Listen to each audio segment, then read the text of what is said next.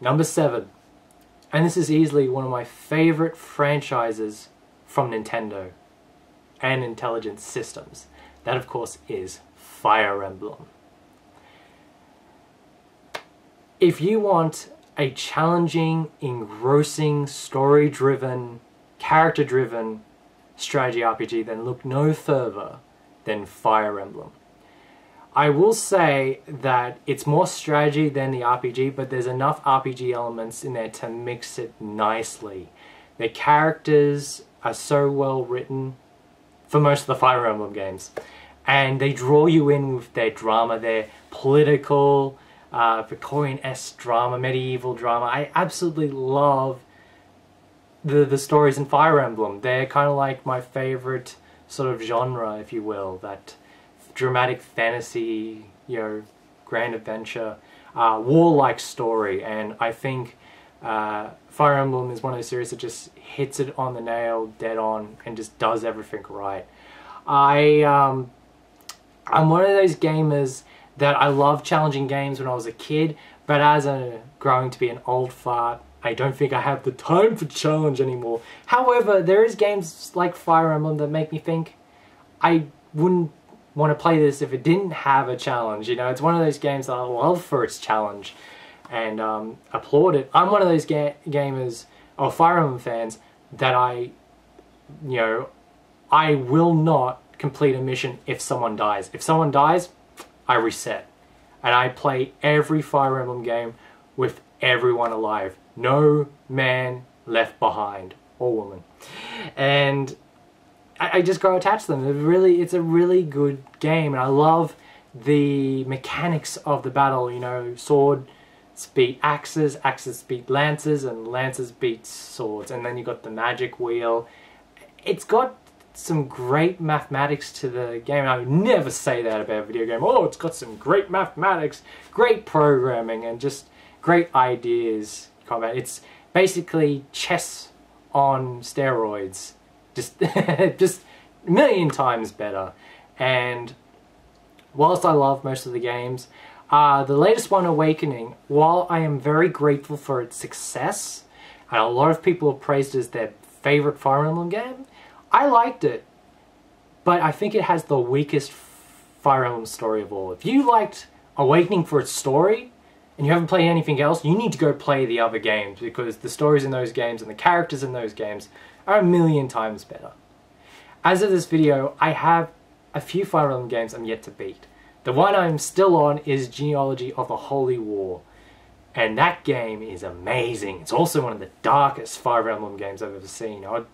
I would love to see this get translated and officially uploaded to the Virtual Console, but in some ways I can't see that happening. In some ways, if Nintendo accepts that more gamers are mature and they could handle some of the themes in Genealogy of the Holy War, then sure, give it a shot. But it has been fan translated and I've been enjoying it. Still need to play Fratica 776 and New Mystery of the Emblem, which got translated on the Nintendo DS. I really need to play that and finish Marth's story. So I've got a couple more Fire Emblem games I need to beat, but I'm very excited when I get around to them. Definitely one of the best series out there, one of the best strategy RPG series out there. Number 7, Fire Emblem.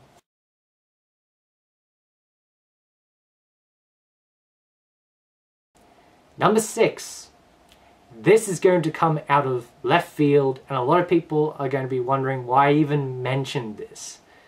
This is a series that not many people know is a series, and they don't connect the dots because the dots aren't really visible. They're not really so much a trilogy in the sense that Final Fantasy is a series, each story is different. And same for this game, even though there's minor ties, like really minor nuances, I should say.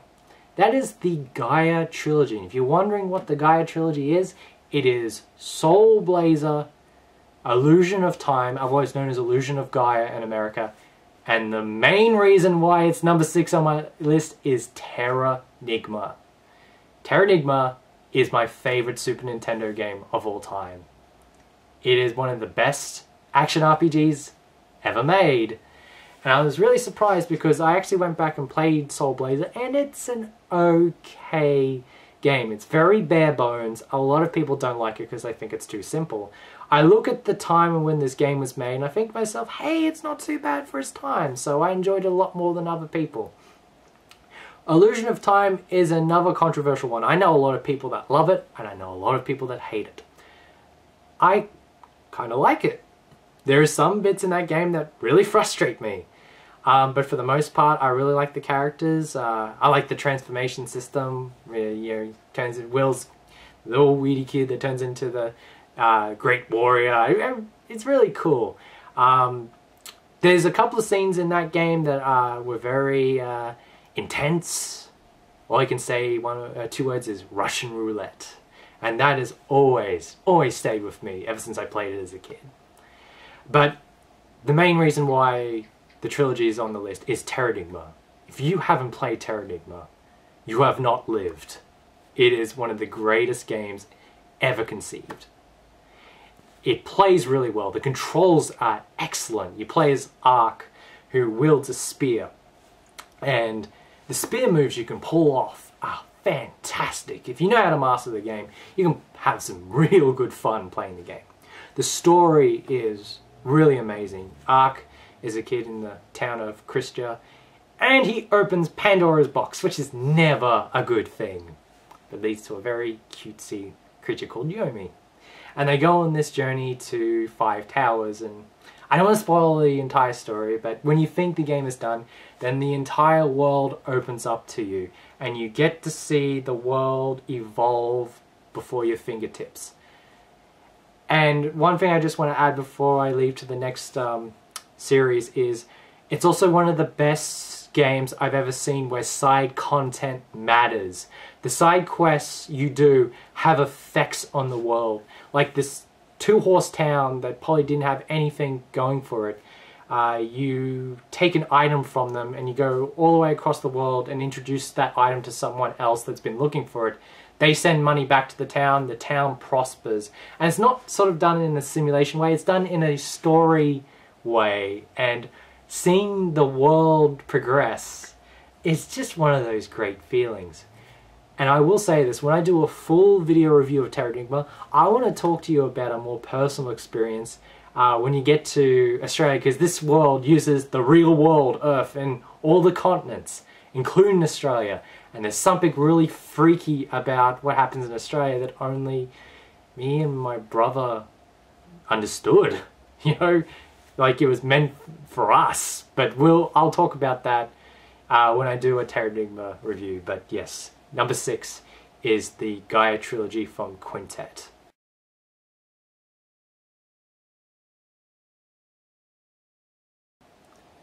Number 5.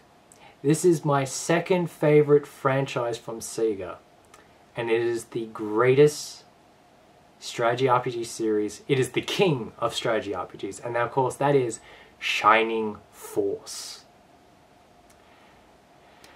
I have a great story that I've always wanted to tell you about how I got into Shining Force, how my family got into Shining Force. Basically, one day I went to the news agency and I saw this magazine called Megazone. I pulled it out and it was one of the coolest things ever. It was actually the first gaming magazine I ever bought. I wish I still had it. In this magazine it had a 4-page spread of Shining Force 2. And I remember pulling it out like, oh my god, this game looks awesome. I feel I must have been about 8 or 9 at the time. And I brought it home and I said, look at this game, this is awesome. And then a month later the game was released and it was at the video store and we saw it. It's like, yeah, we're gonna get that game. And my brother saw it first and he definitely got it. And to say that game had a hook on my family is an understatement. We hired that game out so many times that it came to the point we decided that we made them an offer to buy the game. They accepted it because they know how many times we rented the game. Yeah, and we kept it. Shining Force 2 is one of the greatest games ever made. Great story, great characters, great battle system, one of the best looking Mega Drive games ever. And we've played the crap out of that. We even had, when my brother played, because he mainly played it, and later on I played it as well, we would play it so many times, we would change characters. Characters we wouldn't use at one playthrough, we would use them in the next playthrough. We wanted to see the talents of all the characters, and even the promotional items. We'd use one promotional item on one character in one playthrough, and then we'd use it in another one, and we just play it in every possible way we could because we loved Shining Force 2. Later on, we got to play the other games as they came out. You know, Shining Force CD, Shining in the Darkness. When the Saturn games came out, Shining Wisdom, which a lot of people don't really like, but I don't mind that game. It's not my favorite Shining game, but hey, it's a decent action RPG. And of course, one of my favorite games of all time, Shining the Holy Ark. That is one of my favorite Saturn games. Was my favorite Saturn game until I finally played all 3 scenarios of Shining Force 3 a couple of years ago. And that was one of the longest gaming sessions I ever had with one game. And it was an experience like I've never had before. And it sort of, for me, felt like the end of Shining Force, because even though this series, or I should say the franchise, continued after 3, because the original developers, Camelot Software Planning, left Sega after Shining Force 3 and worked with Nintendo, eventually made Golden Sun. So, sort of a happy ending there, but a sad ending for the old school Shining Force fans. I've always considered 3 to be the final game in the series, and what a way to go. It was really, really, really good. So if you are getting on board with strategy RPGs with stuff like Disgaea and various other strategy RPGs released on this kind of systems, and you haven't played Shining Force yet, I urge you to go out and play them, because check out the wonder that made me and my family so happy when we played it back in 1994, you know. And that game, to me, Shining Force 2, still holds up extremely well, even in today. So definitely go out and play the Shining Force games.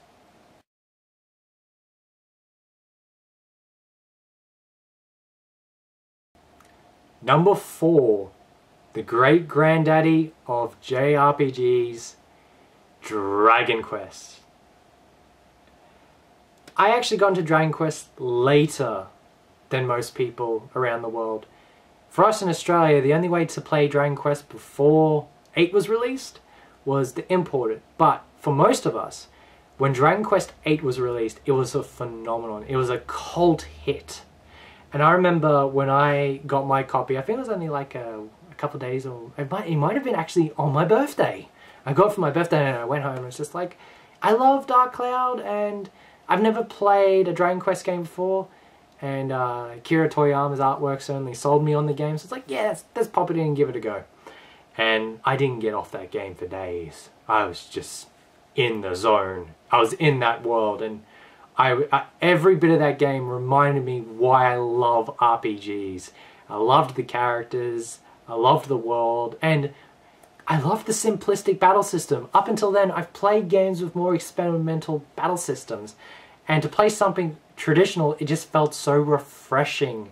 You know, it's just something that will never die. People say, oh, traditional battle systems get boring. Not for me, they won't. They will always be welcome to me. And that's one of the major draws of Dragon Quest, is it could have many things wrong, which usually they don't, but the battle system will always be traditional, always be there, and always be great. But Dragon Quest doesn't really do anything wrong. Well, 2 maybe. That's debatable, because 2 just kicks your ass at the end of the game in many unfair ways. But ever since I've played 8, I have gradually played as many games as I can. I've only got Dragon Quest 3 and Dragon Quest 7 to play. I have played a lot of Dragon Quest 3 on the Super Famicom. I just need to beat it. I have not touched 7 because 7 didn't come out in the PAL regions, and you can only play it on an NTSC US PlayStation, or you can play the 3DS version in Japanese, and I'm hoping that in come E3 we hear news of 7's localization, because that's my #1 3DS game that I want to play. I think one of the reasons why I'm a fan of Dragon Quest, it's one of those series that you can become a fan of because of the iconic monsters. I think these monsters are more iconic than Disney. Really, you see the slime, you're like, oh, it's a slime, it's awesome. I get giddy when I see metal slimes, because with most Dragon Quest games, I spend hours and hours and hours trying to find and hunt down metal slimes so I can power level. And especially in 4, I spent an ungodly amount of time trying to hunt Metal King slimes and jumping up crazy levels to do the post-dungeon part of the game. That was included with the DS release of 4, so just so many great memories. And I would definitely say 8 is my favorite game. I love the cast. I've even got a figurine collection of the cast, and very few figure collections, I've got them all, but it's good to see the entire party there and looking awesome, you know. Love the hero. I actually thought the design of the hero was so awesome. I got my sister to make me the hero's costume so I can go to the local con, and there's a lot of people recognizing me because they were all playing Dragon Quest 8 at that time. It was a really good time in my life. I will say this now, you know, one of the most memorable. You know, the other characters got Yangus, bloody awesome Yangus. Then you've got Jessica and Angelo, just one of the best memorable casts of all time. And the soundtrack. Thank you, Square Enix, for giving us the Symphonic Suite, because it makes a world of difference. One of the best gaming soundtracks you'll ever play. So, I could go on forever. Great spin-off games with like the Mystery Dungeon games with Torneko. And then you've got the Rocket Slime games. I've played the Rocket Slime game on the DS. Amazing fun game. The Joker's game, some of the best monster ranching games ever. Just Dragon Quest has it all, and if you haven't been a part of it, it's time to get a part of it. Grab one of the games. If you're unsure, go grab 8. It's definitely the best, and you will learn the wonderful magic that is Dragon Quest.